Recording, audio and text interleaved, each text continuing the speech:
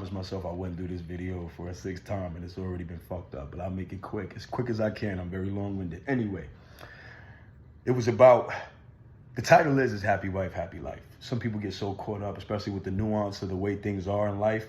They start to say, well, I'm just supposed to just get her whatever she wants for me to be happy. She's got to acquiesce to what I want to. It's not what the whole thing of happy wife, happy life means. Picture yourself working at a job, right? And when you first get the job, you're excited. It's something new to learn, right? And every day is fun, even if it becomes a little bit tough, right? Every day is fun. Every day is enjoyable. It's exciting. You're learning new things. You're learning, new pressures and new stuff about yourself, and you enjoy the job. So you decided to go from part-time to full-time, right? Now you make it a full-time job. And because you made it a full-time job, you really invested in it, so you're giving it your all. However, everybody has limitations, right? And those limitations are what's called our breaking points. So when you work in this new job and now you're not taking any days off, and every day seems to be getting shitty, and the job starts to become more of an issue, and you've been working overtime for weeks on ahead, you haven't had any rest, you haven't had any improvement, what do? You get burnt out. Most people do. And you start questioning if this job is right for you. You start, looking at filling out applications at places you probably normally wouldn't fill out. But, you like, hey, listen, I don't know if I can stay here for too much longer if this shit don't improve. I say that to say this. I'm not excusing anybody's bad behavior. People will make decisions regardless of what. We know what's right and what's wrong. Well, at least most of us do. But for us to ignore the simple fact that human genetics and biology for thousands of years of men and women alike have always denoted that women are emotional beings, men are more logical beings. Men make decisions off of logic, women make decisions off of emotion. Okay? This is typically why a woman would look for what's called Stoicism in a man. What does Stoicism mean? Stoicism, by definition for me, and I think the best way I can describe it for this video, means this. Because she's an emotional being, and because she knows she can make bad decisions based off of emotion, women tend to get a man who can emulate the decisions of, or lack thereof, if he's not around. It's a lot harder, but having a man in their life, they're able to say, well, because I know I make emotional decisions and I would make bad decisions off of emotion, I'm naturally attracted to a man who doesn't make emotional decisions and make decisions off of logic. Why is this important? It's important because subconsciously what a woman will do is she will begin to stress test any possible connection or relationship for that reason alone. She will look at a man who is either driven, successful, confident, achieved in some area of her life, because that tells her that man wasn't pleasure chasing. He was foregoing instant gratification. He went through something in his life, something hard to make a decision and to better himself. She now has found a mate that she's now attracted to. This is what she needs. Why does she need this? It's important because Stoicism always tells us that you're supposed to be the rock for your woman to have her emotional waves crash into. You are the containment. You are the outlet. You are the emotionally strong one. There's another video where why we need women and why we make decisions based off of that, but I'll do that for next time. And let's say if she loves you, or she likes you, or she's attracted to you, or she's just, trying to see where it goes, right? Because of her nurturement side, she's dealing with emotions 24/7. That's already her biology as a female. She already has to deal with emotions. This is because women are nurturers, number one, and from little girls, especially the more beautiful a female is, usually the more conscientious and insecure they are, right? Quite naturally, right? Trying to feel like they're always good enough and trying to prove themselves, especially the way society judges women today. in regards to whether they should be career women, whether they should be stay-at-home mothers. And once again, emotional decisions, friends that be single and wish they had a man, but talk shit about her because she's single and tell a girl, I'm having the best life, knowing damn well she wants to be with somebody else. And those other women living vicariously through the single girls because they believe that what they're saying is real, but it's bullshit, right? Men and women need each other, yin and yang, point blank. I don't want to drag this out. So because she's already dealing with her emotions every day, and granted, that's what she does. She's a nurturer, she's a mother, right? She's built for that. However, when you burden her with the stress and your problems as a man and your emotional ass and your tears and your issues of the bills not being paid or your issues of not being able to get things that she wants and you not being driven and, you know, you might be cheating on her or you might just be overly emotional about some shit, and she is now taking on your stress and hers. Her stress is already a full-time job as a woman. I told you they're emotional beings. What happens is just like that job. After you do too much and now she's working and she's working overtime and she's not getting no promotion, things are not improving, she gets burnt out. And when she gets burnt out, and fellas, remember this is key. A lot of y'all motherfuckers, including me, myself, haven't realized how important this is. Women have a gift and a curse, which is called the fuck it button. What is the fuck it button? The fuck it button is the masculine side of a woman where she's able to turn off her emotions so she can regulate herself, just so she can live life, right? She has to regulate this somehow because every day you come in, you stressing her out. Now,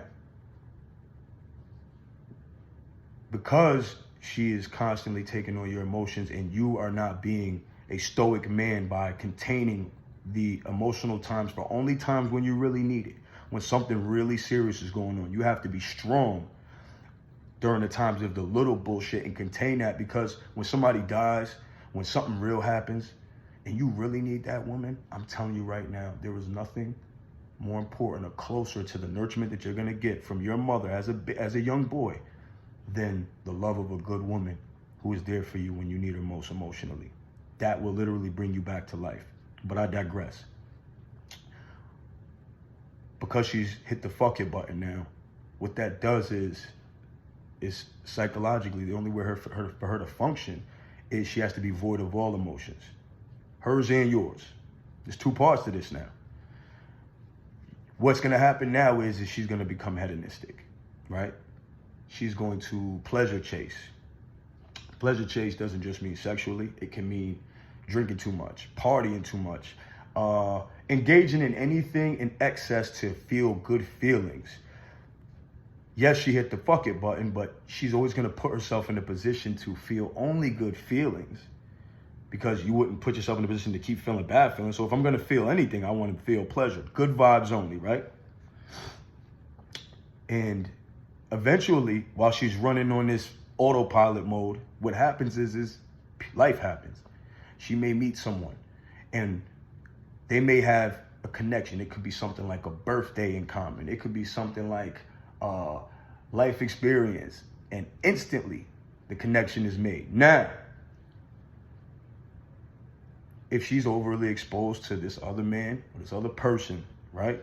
More often than not, once the connection is made and she's laughing and feeling good, she's now attaching those good feelings to that man. He now becomes a prime candidate in her eyes. New job application now, right? Because guess what? When she comes home to you, it's stress. But when she goes out and sees him, she's having the time of her life. Now, a good woman is not going to just act off of this. A good woman is going to even feel guilty just for fucking looking. But guess what? The emotional button is off. That same emotional button that keeps her faithful to your ass because she can't deal with the pain and feelings of knowing that she did you dirty, that button is off. Remember, she had to turn it off. You overpumped her with your bullshit. And in stressful situations, you start to see what a woman really is. And I'm telling you, you don't want to see that. I'm not saying people are not responsible for the decisions. I'm not saying it makes it right to cheat on anybody, but let's stop ignoring the fact that we already know women are emotional decision makers. That's what they need us for. But instead of us stepping up and being men and being strong and being that emotional rock, we get too caught up trying to open up and be vulnerable, right? So guess what? Now that she's attributed pleasure, happiness, laughter to that man, a good woman, even though a good woman who would never do you dirty 99 times out of 100, that one day when after she makes that emotional connection, she's gonna do you dirty, okay? And when she does it, she's instantly gonna feel guilty about it. Good woman now. And when she feels guilty about it, here's the crazy part. She will then turn back on the emotion button and attribute all of the good qualities that she had with that person and give you a chance to replicate that.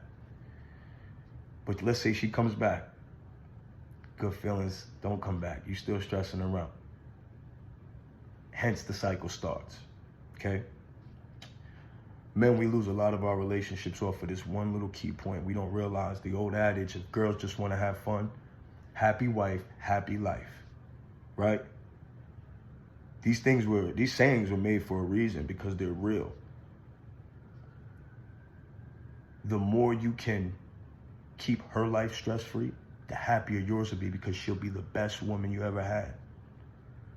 But if you're crying every day, you're sad every day, you're angry every day, and you're dishing that burden out of your own fucking feelings on her, she's gonna hit the fuck it button, bro. And once she hits the fuck it button, I'm telling you, it's dangerous. Because not only is she now pleasure chasing, but she attributes all of the stress to you when she sees your face and all of the good feelings to this random nigga. And he might not be better looking, he might not be a better dude or nothing. But at that moment in time, he was there for her emotionally when she needed it. And let's stop blaming just the women and calling them demons and monsters for doing some shit and start looking at our accountability and what we do. You understand? A good woman who loves you, she'll take on that burden for a while. My kid's mother stressed her ass off for a couple years, bro, right? For me to get my shit together. And then when I left, she didn't have me there to give her the little feelings that she did have that kept her happy. So what happened? She turned off the fuck it button. She turned on the fuck it button. She hit the switch. She was emotionless. And life happened after that. But I'm gonna tell you this. I know that what I'm saying is facts because I remember their relationship when we first started, how everything was just good, hunky-dory, dandy, happy. Happiness, good feelings, right? But even when we had the trauma and the arguments and the bullshit, we still stayed strong because it was so far few and in between that I managed to not deliver on my end as a man and be there emotionally for her. I held on to all of the bullshit. I didn't burden her like a female would about my problems. I didn't talk about stress from work. I had all the stress in the world, but I still kept it together. Things changed, life changed, and life happened, and that's where it went. But I will tell you this, since me and her have connected again, only attributed to good feelings. The reason why it's only attributed to good feelings is because I've grown as a man and understood that I don't burden her with stress of my life anymore. Anything that I tell her is about something I've done, about something that I'm feeling. The only time I tell her something emotional is me telling her, baby, I miss you. I don't stress her about the past, what she's done, or anything like that because I want it to be nothing but good vibes because I have to build that emotional trust with her again. I have to make her feel safe to be a female around me. And I'm telling you right now, fellas, if your relationship is rocky, if something just don't seem right or it seems off, don't check your mate, check yourself. This shit is chess, not checkers, but I'm gonna tell you right now, check yourself. Because if she is a good woman, and you know if she's a good woman because you would have never picked her to be marriage material or wifey material or even did all of this shit with her, she's going to be as strong as for you as she can. But eventually, Eventually, that shit's gonna fall apart too. And when she hits that fucking button, bro, I'm telling you right now, if she's a good woman, bro, she'll hit the fucking button, still hold you down, but the clock is now started. And you are the target of all the bad feelings and all of the shame and guilt and all of the things that she can't do. She doesn't just turn off your feelings to her, she turns off her own. And that's scary, bro. That's why they say once a good girl's going bad, she could be going forever. For you. She can still be great for somebody else, but she could be going for you unless you get your shit together and change up and become the man that she saw you as in the beginning. And remember this, be stoic. Don't be a emotionless prick. But when shit gets real, work on yourself. Don't be faking it, but work on yourself in order to be able to keep it together, because that's what's going to keep your relationship together. Happy wife, happy life. Peace.